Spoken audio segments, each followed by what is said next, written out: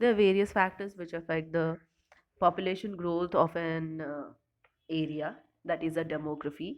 And some of the factors which we have already discussed are birth rate and death rate. Next two factors are immigration and immigration. Immigration is the process in which the number of individuals they come from some other locality and start residing because of work, because of um, priority or change of place, or for any reason they just migrate from one place to another and stay over there forever or for some period of time, whatever is the case. But in that geographical area, if there is an individual who is coming from some outside place and is residing, it means the density of that population is going to increase. Similarly, if the individual from the particular population is going out of that particular from that particular demography and staying at some other place, then again there is decrease in the population density of the place. Now this both has to be balanced in order to get a equilibrium in population size. So immigration means moving out of an individual from a particular given area, and immigration means coming inside. So suppose five individuals they went out of the population, whereas 10 individuals they came inside. Now the density of the population, is it increasing or decreasing? This is a simple question, you can very well understand. Suppose there were initially 100 individuals, out of 105 went out but 10 came inside the population. So what is the total uh, population right now? That can be determined, and you can determine it, that is it increasing or is it decreasing, or what is the condition of the population at that particular time. So this is known as the these are some of the factors which affect the population growth of a area. Now there are various models which are given for this, for the calculation of population growth of a particular area. So the first model which we will be discussing, or there are basically two models which are to be discussed. The first model is known as the exponential growth model, and next model is the logistic growth model. Both of these they depend on various factors, and after depending on all these factors, they show different kind of fluctuations in their structure. And not only fluctuation in the graph status but also in the status of growth of a particular population. Now there will be various factors which will be affecting the exponential as well as logistic growth of a population. It can be the natural resources, it can be the environmental resistance, or calamities or natural disasters. So that's the reason why there is no perfect graph in a population possible. So there is always some variation in the population growth curves. There is exponential growth or logistic growth, or there is a mixture of something in between. So these are some of the things which can be experienced when we are studying about the population growth. So generally when we want to discuss about it, we always should think it as if suppose a paramecium, think about a bacterium, how are they growing, or lactobacillus, the way they increase themselves in a curd or in formation of curd. So that all can be thought of. The growth is steep, it's a quick growth, but after a certain period of time there is a steepness, there is a equilibrium which comes to an end when the natural resources they are completely utilized, and then after the entire population tends to decrease. So this is how the population growth curves are always studied about. So generally exponential growth curve of a population, how does it represent itself? Let's have a look onto it. Generally what are we going to study? We are studying the growth curves. What is the meaning of a growth curve? It is a mathematical expression which is trying to explain that how is the growth of a population taking place from the beginning till it gets stabilized in a graph, right? So the first type of graph which we will be studying will be the exponential growth phase, or the exponential growth curve of a population, which is also known as a J-shaped curve. So whenever we study about these kind of growth curves, we have to understand that these all growth curves have various phases. There are basically 4 to 5 phases which take place in a growth curve. So we should study about each of the phase at first. Don't think about this graph as a permanent graph. Think about this graph as a normal graph. Let's think about this graph at first. And this is known as a S-shaped sigmoid growth curve. Okay, and it is also a very easy way of representation of growth of any yeast cell or bacterial cell. So think about this growth curve, and what are we going to study? We are thinking about a culture of yeast in a laboratory condition uh, where the yeast is growing itself in a culture medium. The culture medium is as such that it is providing all the nutrients for the growth of the yeast. Now it will undergo various phases. The first phase will be the lag phase. Let me change the pen at first. The first phase is the lag phase. Next to it is the first acceleration phase, that is the steep growth phase. Till here you saw that it is steeply going down, just trying to increase its number. Then suddenly there is a onshoot. This increase or this hike in the number of population size, you can see the population size is increasing over here if we think of.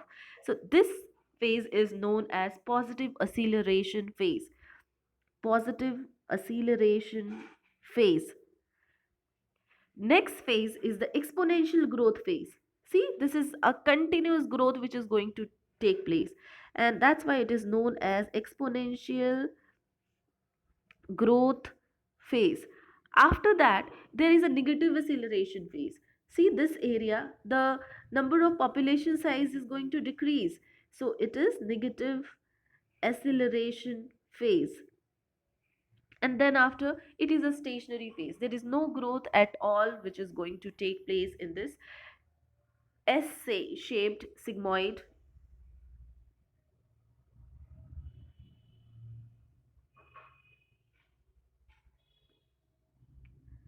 growth curve. So at the initial stage, we saw that it's a lag phase. It is just the beginning of the reaction or beginning of the growth of yeast cells in a culture medium where the environmental condition is appropriate for the growth of the population of yeast. So in the lag phase, although there is presence of high amount of nutrients, still at this phase the yeast cells are not in sufficient amount to grow themselves. That's why they are just in a controlled environment till now. After some time, the positive acceleration phase starts. It means, think that at first just one yeast cell was added, although there was high amount of nutritional substance over there, but still that budding phase is going to take some time. So that's why it was a lag phase. So after a certain period of time, suppose a minute or two, then after the number of yeast has increased to suppose 10 or 15, now there will be the first phase. First acceleration is going to take place from 100, from 10 to, 20 will be formed, from 20 to 40, 40 to 80. This way the growth will be taking place in the positive acceleration phase. So it is a slow growth rate which is going to take place, but there is a growth which is going to take place in the positive acceleration phase. After that, the exponential phase takes place, or exponential growth phase occurs. In this phase, there is a steep increase or rapid increase in the number of population, and the growth is in a very high speed. And this is because of the constant environmental availability of food. All the requirements are fulfilled. There is no predation or interspecific competition which is going to take place, and as a result there is no loss of any yeast cell. All of them, they are growing steeply. That is exponential growth phase. After that, the negative acceleration phase starts. So suppose the entire culture medium is filled with the yeast cells. Now the competition has started. Suppose there is just one food particle. Suppose three nutrients are there, and there are five yeast cells which are trying to take up the nutrient. So three of the yeast cells will be able to get it, whereas the rest two will not get the food, or the nutrients. So that's why those two yeast cells will not grow where out of five, whereas the three yeast cells which got the nutrients will grow. That is known as negative acceleration phase, where there is a chance of growth, but because of the limiting factors of nutrition or high level of competition, all the yeast cells, they are not capable of growing. And since lack of food is there, lack of space is there, there is high death of yeast cells which are going to be taking place in the subsequent period of time. And finally, we reach up to the stationary phase, where the population growth has become stable. Now the culture medium is filled with yeast cells. Suppose five number of yeast cells are dying, five new are growing. So this is known as saturation phase. Or this is required number of individuals or required number of organisms in that area. This entire phenomenon is known as exponential growth curve, or this can be represented with a okay this can be represented with a simple formula. The formula is dn by dt is equal to Rn k minus n by k. This is a very important formula because at times the question is asked from here that you have to show the type of growth curves. 5 marks question are asked, so you have to explain both the sigmoid as well as J-shaped curve along with this equation. Now what is the meaning of this equation? Here dn by dt is representative of rate of change in population size. Rate of change in population size with time, right? That is the representation of dn by dt. Next thing is the r. R is the resistance, which is because of like it is not the resistance, it is the r is the growth or intrinsic rate of natural increase of organisms in a population.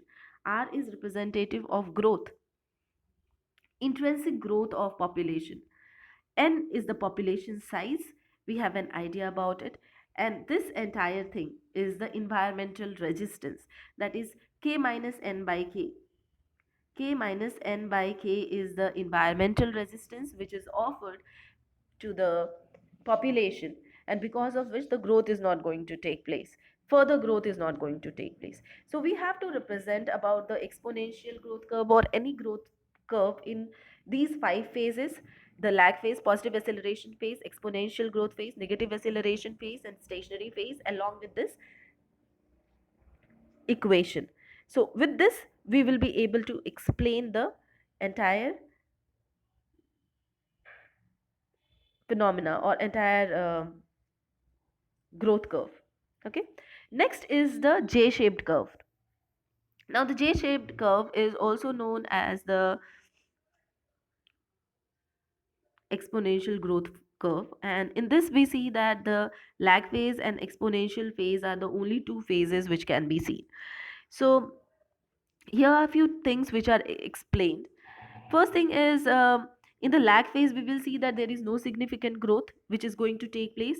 And we can give the example of reindeer, a population of reindeer for some time, and in a given environment, and they are trying to adapt to the environment. Now in exponential growth phase, what we will see, on becoming adapted to the environmental condition, those reindeers, they will start reproducing rapidly. This rapid multiplication will be continued as long as the food is available to them, there is no predation which is going to take place, and there is no environmental calamity which is going to occur. So the number of reindeer, they will go on steeply increasing. So this is the example of J-shaped curve. In this, we are going to represent it with the help of a simple equation where we will be representing it with dn by dt is equal to Rn, where dn by dt is again the rate of change in population size, r is the intrinsic rate of natural increase, and n is the population size. At times we just use or we can use exponential way of representation for this entire equation, where we represent it by nt is equal to n naught e to the power rt, where nt is representative of population density after a given time, suppose t, whereas no or n naught is representative of population density at time 0, where r will be the intrinsic rate of natural increase and e is the not natural logarithm of 2.71. So with this also we can explain the same process. Now these two growth curves, they are representative of two different types of population. One is a normal population sigmoid curve, over where we see that there will be an increase in the population taking place with the course of time. Five phases will be there. There will be a proper formula to represent it. Similarly, in the J-shaped curve, it is seen in an environment which is prone to a particular kind of climatic condition, like algal bloom you can think of, or annual plants you can think of, certain tundra region species of mosses you can think of. So those are some of the examples of J-shaped curve. So these are two different kinds of curve which we should have an idea about. Now, what is the meaning of carrying capacity? Carrying capacity is the amount of organisms within a region that the environment can support sustainably. There won't be any difficulty in sustaining those kind of organisms. That is known as a carrying capacity of a particular population. In very simple terms, if I want to say, so carrying capacity is the environment's ability to provide necessary resources to support a population. It it helps in the growth of number of population or number of individuals in a given locality because of providing proper amount of food to them. Now suppose if a population is has reached to its maximum level or is stabilized, there may be some fluctuations. Sometimes it will rise above or sometimes it will go down, but this carrying capacity will always remain normal, because it will be optimum level of natural resources required for the growth of a population. If it is going down, then there will be some resources which will be given to the same population to increase its number, to stabilize it. So that is known as carrying capacity. Carrying capacity is the total capacity or the environment's ability to allow a certain amount of organisms being present in an environmental condition. Okay, I hope it is understood by you all. Both the growth curves are given together and you can see that what how are they representing themselves. The steep increase in exponential growth curve, whereas logistic growth curve, you can see the way it is getting stabilized. The definition of reproductive fitness and example is a very is the last topic which we'll be discussing. It is the reproductive fitness reflects the ability of an individual to produce or to pass its genes to the next subsequent generation, and it is going to symbolize the quality of traits the individual is having, and even the amount of mortality or the individual may undergo because of the kind of diseases it is going to carry. The genes, they will be carrying certain diseases, so those diseases may be forwarded to the next generation, because of which the new reproductive breed which is going to come may be affected because of it. So these can be some of the factors for the reproductive fitness. It may be good if the genes are good, if it may be bad because the genes may have certain phenotypic defects. For example, suppose the oyster is there and it lays around 60 to 80 million eggs in a at once. Now, if all the eggs could hatch and every young one could survive, then there will be huge number of oysters present, but they all do not hatch. And all the oysters, young oysters, they do not um, they cannot survive. There are certain predators, there are various environmental factors, various other factors are also there. Fertilization factor is there, which controls the growth or number of oysters in an environment. And this is representative of reproductive fitness. Only the fittest of the reproductive group is able to survive. Even if you think about human beings, out of thousands of sperms, only one sperm is capable of fertilizing an egg, and we are representative of that one powerful sperm which could fertilize the egg, and then we are born. So that is that is the reproductive fitness, and it is a present, it is, it can be understood in every individual population.